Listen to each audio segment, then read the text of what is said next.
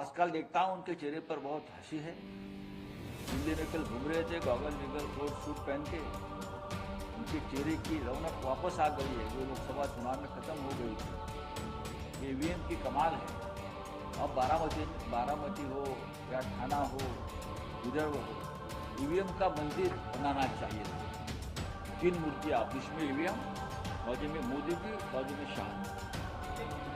और ये त्रिमूर्ति मंदिर जो है एक नया, अभी ये जो वक्फ बोर्ड वगैरह छोड़ देना चाहिए, ये संबल बिंबल छोड़ देना चाहिए, एक नया कानून पारित होना चाहिए। ईवीएम का मंदिर बनाओ जगह जगह। नमस्कार दोस्तों, कैसे हैं आप सब। आशा करता हूं आप सभी सुखी व स्वस्थ होंगे। दोस्तों आज का ये वीडियो आप सभी के लिए बहुत ही खास और मजेदार भी होने वाला है। दोस्तों क्या ईवीएम का एक मंदिर बनना चाहिए दोस्तों? जी हाँ दोस्तों, आपने बिल्कुल सही सुना, ईवीएम का मंदिर बनना चाहिए। दोस्तों ये बात सुनने में कितनी हास्यास्पद लगती है दोस्तों ऐसा मैं नहीं कह रहा हूं दोस्तों, ऐसा शिवसेना यूबीटी के नेता संजय राउत कह रहे हैं दोस्तों। ना शिंदे जी को या अजित पवार जी को बार बार दिल्ली में ही आना पड़ेगा अपनी बात रखने के लिए। चाहे उनके अलग पार्टी अलग गुट बना है, लेकिन उनका हाईकमांड दिल्ली में है। मोदी और शाह जी उनका हाईकमांड है, जो कहेंगे वो मानना पड़ेगा, चाहे उनकी डिमांड उनकी मांगे कुछ भी हो। लेकिन उनको महाराष्ट्र में जो बात चाहिए उसके लिए दिल्ली की उनको मंजूरी लगी। कल भी बैठे थे ना, तो वापस महाराष्ट्र में बैठकर क्या करेंगे? जो कल आदेश दिया होगा अमित शाह जी ने या और नरेंद्र मोदी जी ने, उनको मानना पड़ेगा। हाईकमांड है। देखिए पहले भी मिस्टर देवेंद्र फडणवीस कभी सीएम थे, सीएम बन गए। एकनाथ शिंदे उनको बहुत जूनियर थे। कभी एकनाथ शिंदे जी मुख्यमंत्री देवेंद्र जी के कैबिनेट में काम किया है, अचानक देवेंद्र जी उनके कैबिनेट में काम करने लगे। अब जिस प्रकार की राजनीति महाराष्ट्र में चल रही है, उसमें कोई स्वाभिमान नाम की चीज अब बाकी नहीं, बची नहीं। वो तो सदैव डीसीएम, वो सदैव डीसीएम है, सदैव डीसीएम रहेंगे। आजकल देखता हूँ उनके चेहरे पर बहुत हंसी है। हिंदी में कल घूम रहे थे गॉगल निगल कोट सूट पहन के, उनके चेहरे की रौनक वापस आ गई है जो लोकसभा चुनाव में खत्म हो गई थी। ईवीएम की कमाल है। अब बारामती हो या थाना हो, विदर्भ हो, ईवीएम का मंदिर बनाना चाहिए था। 3 मूर्तियाँ, बीच में ईवीएम, बाजू में मोदी जी, बाजू में शाह जी। और ये त्रिमूर्ति मंदिर जो है एक नया, अभी ये जो वक्फ बोर्ड वगैरह छोड़ देना चाहिए, ये संबल बिंबल छोड़ देना चाहिए, एक नया कानून पारित होना चाहिए। ईवीएम का मंदिर बनाओ जगह जगह।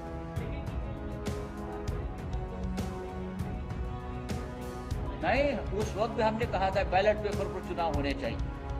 अजित पवार को बोलो जरा दिमाग को जरा जोर दीजिए। हम 10 साल से बोल, चाहे ईवीएम पर जीते या हारे, हमारी मांग यही रहेगी, बैलेट पेपर पर चुनाव होनी चाहिए। कल झारखंड के मुख्यमंत्री हेमंत सोरेन साहब ने यही कहा। उत्तर प्रदेश में अखिलेश यादव जी को बहुत बड़ी जीत मिली, उसके बाद भी अखिलेश यादव जी बोल रहे हैं ईवीएम नहीं चाहिए, बैलेट पेपर पर चुनाव चाहिए। दोस्तों संजय राउत ने आज एक प्रेस कॉन्फ्रेंस करते हुए ये तक कह दिया कि अब बीजेपी को अब एक त्रिमूर्ति का मंदिर बना लेना चाहिए।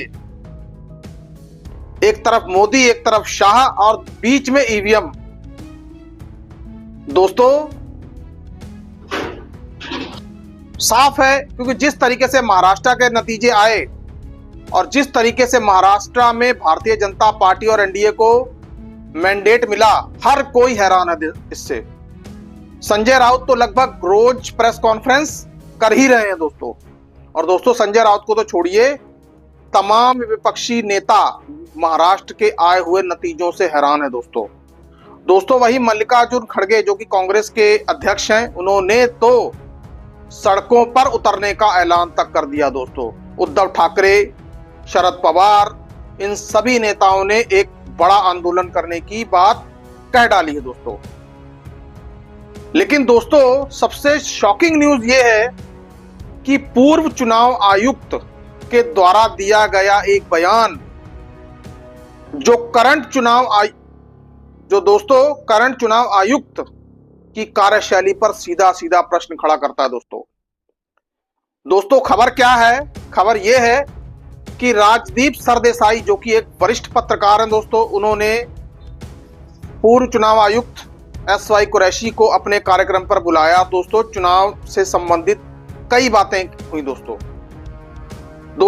पूर्व चुनाव आयुक्त SY कुरैशी एक ऐसे चुनाव आयुक्त हैं जो फेयर एंड ट्रांसपेरेंट चुनाव करवाने के लिए जाने जाते हैं। दोस्तों कुछ ही ऐसे चुनाव आयुक्त हैं जिनमें SY कुरैशी और TN सेशन, जिनका नाम ऐसे चुनाव आयुक्तों की लिस्ट में आता है जो फेयर एंड ट्रांसपेरेंट और सख्ती से चुनाव कराए जाने के पक्षधर रहे हैं। दोस्तों वहीं पूर्व चुनाव आयुक्त ने राजदीप सरदेसाई से बात करते हुए वोटिंग का रियल टाइम डेटा और उसके बाद बढ़ने वाला डेटा, इसके ऊपर चिंता जताई। दोस्तों उन्होंने फॉर्म C का भी प्रोसेस बताया कि जब तक आखिरी वोट पड़ नहीं जाता और फॉर्म C साइन हो नहीं जाता तब तक अधिकारी अपने घर नहीं जा सकते। दोस्तों उसके बाद रियल टाइम डेटा जारी होता है दोस्तों उसी दिन, चाहे रात का कितना भी समय बच जाए। लेकिन दोस्तों SY कुरैशी ने इस बात पर गहरी चिंता जताई कि आज एक डाटा जारी कर दिया जाता है, फिर दूसरे दिन कोई और डाटा जारी कर दिया जाता है। दोस्तों ये डाटा के बीच में जो अंतर है या बढ़ोतरी है, इसको लेकर SY कुरैशी ने बहुत गहरी चिंता जताई है। दोस्तों खैर यदि कोई नेता ये बात उठा रहा होता या कोई पत्रकार ये बात उठा रहा हो फिर तो समझ में भी आती है लेकिन बात किसने उठाई है? पूर्व चुनाव आयुक्त SY कुरैशी ने। दोस्तों यदि उन्होंने ये बात उठाई है तो ये विषय अपने आप में बहुत ही ज्यादा चिंताजनक है। दोस्तों उन्होंने बैलेट पेपर या EVM के ऊपर किसी तरीके का कोई प्रश्न नहीं किया, लेकिन दोस्तों उनका जो मेन फोकस था कि रियल टाइम डेटा और बाद में मिलने वाले डेटा में इतना अंतर आखिरकार कैसे आ जाता है, बार बार डेटा क्यों बदलता रहता है। और दोस्तों आपकी जानकारी के लिए मैं ये बता दूं कि चाहे आप हरियाणा का चुनाव देख लें या लोकसभा का चुनाव देख लें, महाराष्ट्र का चुनाव देखिए, दोस्तों चुनाव आयोग ने डाटा जारी करने में हमेशा देर ही की है। हालांकि इस मामले को लेकर सुप्रीम कोर्ट में याचिका भी लगाई गई थी, लेकिन माननीय सुप्रीम कोर्ट ने उस पर कोई सुनवाई नहीं की। दोस्तों SY कुरैशी ने यह भी कहा कि मैं इस मुद्दे को लेकर माननीय सुप्रीम कोर्ट में भी गया था, लेकिन माननीय सुप्रीम कोर्ट से मुझे इसका कोई जवाब नहीं मिला। दोस्तों आप खुद ही देख लीजिए कि खेला कितने चरम पर हो रहा है। ऐसा लग रहा है कि जैसे सारा तंत्र हैक कर लिया गया है। दोस्तों एक समय था जब चुनाव फेयर एंड ट्रांसपेरेंट मोड पर करवाए जाते थे। SY कुरैशी जैसे चुनाव आयुक्त थे, TN सेशन जैसे चुनाव आयुक्त थे जिनकी मौजूदगी में चुनाव आयोग हमेशा फेयर एंड ट्रांसपेरेंट इलेक्शन करवाता था। और दोस्तों सबसे बड़ी बात यह है कि चुनाव आयोग कभी भी विवादों में नहीं आया। दोस्तों मैं आपसे एक बात पूछना चाहता हूं कि आप में से कितने लोग देश में कितने चुनाव आयुक्त हुए हैं, उनके नाम बता सकते हैं। क्यों आप नाम बता ही नहीं पाएंगे? क्योंकि चुनाव आयोग कभी भी इससे पहले राजीव कुमार के इससे पहले विवाद में आया ही नहीं। लेकिन राजीव कुमार जो कि करंट चुनाव आयुक्त हैं, इनका नाम हर कोई जानता है। आखिरकार सारी गड़बड़ियां इनके ही कार्यकाल में क्यों हो रही हैं? क्या वर्तमान चुनाव आयुक्त भारतीय जनता पार्टी के आगे नतमस्तक हो गए हैं?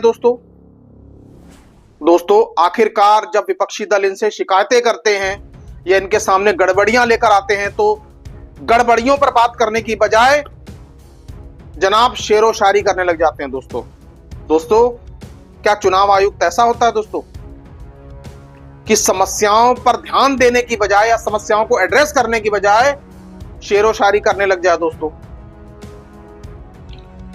कभी कह देते हैं कुछ तो लोग कहेंगे, लोगों का काम है कहना। अरे भाई, आप चुनाव आयुक्त हैं, आपकी जवाबदेही जनता के प्रति है, आपके ऊपर चुनाव करवाने का जिम्मा है दोस्तों, फेयर एंड ट्रांसपेरेंट चुनाव करवाने का। लेकिन लोकसभा चुनाव उठाकर देख लीजिए, हरियाणा और महाराष्ट्र के चुनाव देख लीजिए दोस्तों, किस तरह से भारतीय जनता पार्टी को मैंडेट मिला, जहां पर भारतीय जनता पार्टी की किसी प्रकार की कोई हवा नहीं थी दोस्तों।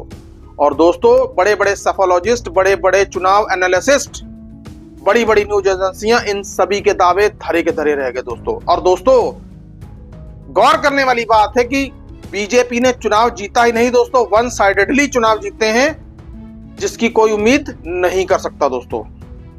लेकिन दोस्तों, हरियाणा के चुनाव के संबंध में जब कांग्रेस ने शिकायत की तो कोई सुनवाई नहीं की दोस्तों। वही महाराष्ट्र के चुनावों में भी यही हुआ। तो दोस्तों, मैंने अभी कुछ देर पहले आपसे यह कहा था कि क्या ईवीएम का मंदिर बनना चाहिए दोस्तों?